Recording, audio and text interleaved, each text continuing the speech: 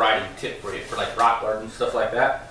10 o'clock at night, I'm still in my riding gear. Got done riding probably around 8:30, it's still daylight. So it's been a long night, and the flies are still flying around my garage, so I apologize for that. Rocks, you know, we talked the other day, I had a tip about whoops. As far as rocks, you know, rock garden, stuff like that, line selection, you know, but whoops, like I said, I talked about that the other day. I talked about commitment coming into whoops. It takes a lot of commitment. Rocks are similar in that aspect. It does take a lot of commitment coming into rocks. You know, you don't want to go into it in a low speed. You want to carry some mow into it. One way to carry some mow without taking you out of your comfort zone is just by grabbing a gear. Sometimes grabbing a gear unloads the suspension, like I mentioned before, makes the bike work a little bit freer, but it also won't be as responsive, you know, under acceleration and slip and slide on the rocks, stuff like that. So think about a taller gear. To me, I always, you know, being brought up in the sand, rocks were definitely an adjustment for me. I remember, you know, I used to hate riding the rocks when I was a kid, so I learned how to do it. Nowadays, even more so, don't get a chance to do it as much, except for under race conditions. I rather ride in the rocks just because it's more challenging and a little more technical. But I remember that the mindset going into a rock race when I was at my best was, you know, thinking how to ride it, you know, grab a gear, and I was always about trying to be more throttle consistent, not as hard on the throttle, but just more throttle consistent. So think about carrying mow. I know I always talk about carrying mow in my schools and all that, and it's funny because nowadays, the older I am with less energy, I tend to ride how you would in the rocks and the sand as well, because you don't use that much energy. You know, you use a lot less energy.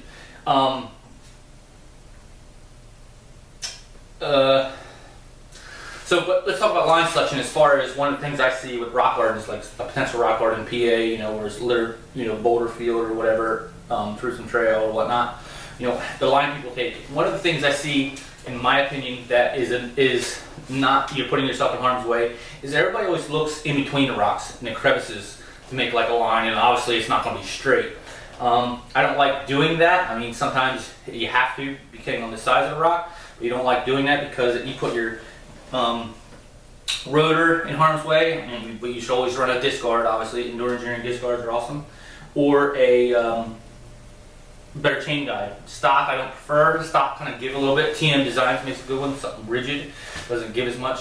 I don't like running skid plates usually, but I have one on this. You should also run a skid plate too as well. But when you're going through crevices and stuff like that, you're putting your body, or your motorcycle, more in harm's way.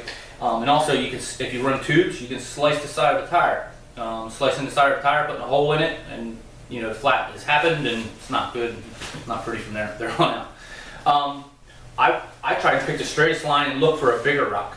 Look for a big rock leading in, something that I can maybe wheelie off of, and I don't want to say wheelie because I know that wheelie scares people when you use that term, but just kind of a slight loft of the front wheel just to get the front end light, meaning bouncing the front wheel off of the first initial big rock to clear maybe 2 or 3 little rocks in front of it.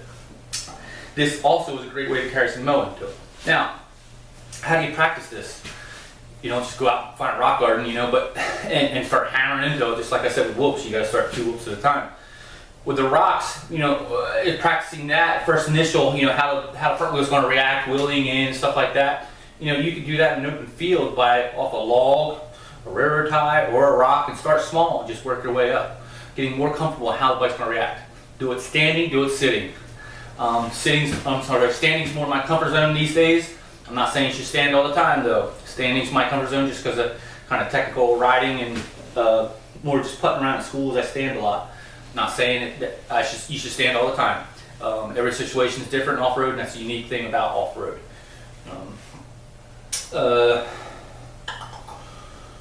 Stay out of the crevices. I'm looking at my notes. Sorry. If you are seated, make sure if you're seated, then you know you got to take that potential dab. You know, you're a guy with long legs. Keep your toes up, man. Meaning, if you're going to take that dab, your foot's out in front of you, and you know the dab's coming or whatever. Keep your toes up. Try not to catch your toes and get ripped back off the bike. And always try and keep at least one foot up, because that 1 foot up will at least keep you a little bit more forward on the seat, or you know, wherever you want to be on the seat in that situation. Sometimes you might want to be back. off the front end, getting the front end light.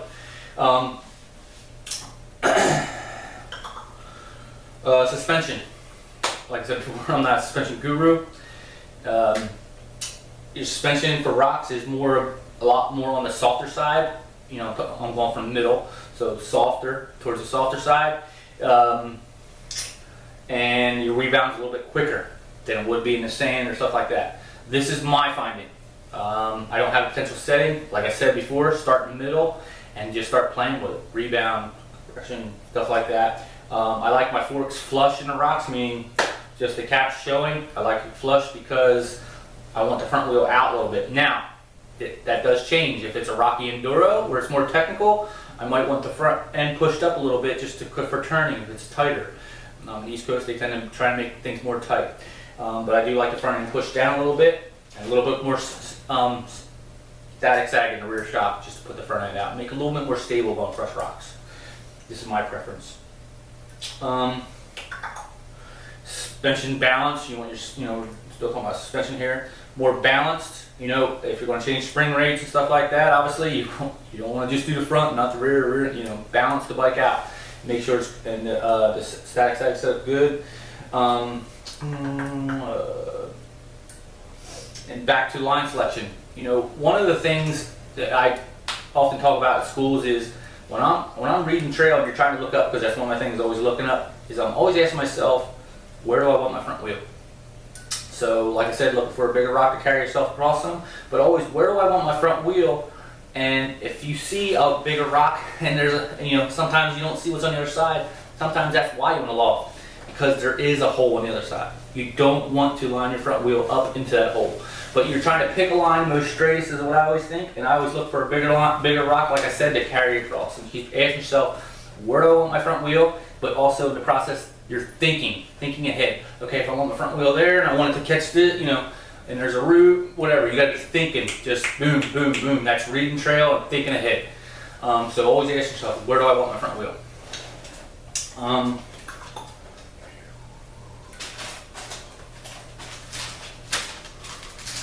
And I wrote 2 pages in notes. 2 pages. As far as tire pressure, stuff like that, again, I run bibs all the time. Tire pressure, if you're going to run tire tubes in the rocks, it's been so long, I would say 11 and 12. What we used to do back in the day is we used to wrap them with another tube, another inner tube, and heavy duties with another inner tube. I'm just laughing because I know, tubeless. Tubeless just ain't worth it to me. If you get a flat, dude, you're done. Your day's done, and it's really a lot easier to get a flat. Like I mentioned before, I don't try and go in between the rocks, but a slice to sidewall, thing's flat, dude. Nothing. So tubeless is just, for the average Joe, no disrespect to anyone, it just doesn't work for what I want. I want to take that chance of getting a flat. Rather run a bib. I get used to them. It's hard to change for your first. You getting used to them. I always hear that. It's hard riding a bicycle the first time you rode it too, but you got to learn, get the proper tools, get it down. And I rather change a bib nowadays than a tube. Bib, foam insert. And they react a little different, but you're used to them. You get a feel for how they are. Tubeless. Okay. So the other thing is tires. In the rocks, M59 Bridgestone front tire. That's it. I'm laughing because people are like, this and that. I just stick with what works. I'm old school, so I stick with what works. Dunlop's never been a fan of Dunlops. They're always a hard carcass tire. In my opinion, they do a lot of testing on a motocross track, and it's not anything like a rocky enduro in Pennsylvania. But that's my opinion. M59 front. I'm a big Kenda guy. I like Kendas. Washougal, I think it was. The Washougal front works decent, but they tend to mess with the compound. It's a little soft, a little rolly sometimes too.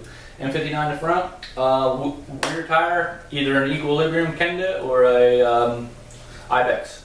Ibex is pretty good. I like it because the Ibex cleans. If it's a muddy rock race, you want something that's going to clean. Ibex is probably the way to go. So just like anything, trying to be safe, practicing this stuff that these tips I put out there to you, and work at it slowly. Just get a guy with a video camera even. If you can find a guy with a video, that's always the telltale. sometimes you think, oh yeah, I'm doing this. You tell a guy to do something or suggest something, and they're like, okay, yeah. And you tell them again, they're like, I just did that. No, you didn't, dude. A lot of times if you video it, they're like, then they see, it's like, oh my god. So it's really concrete evidence. Hey, this is what you're doing, and it's also a good feedback for how the bike's working, suspension wise too.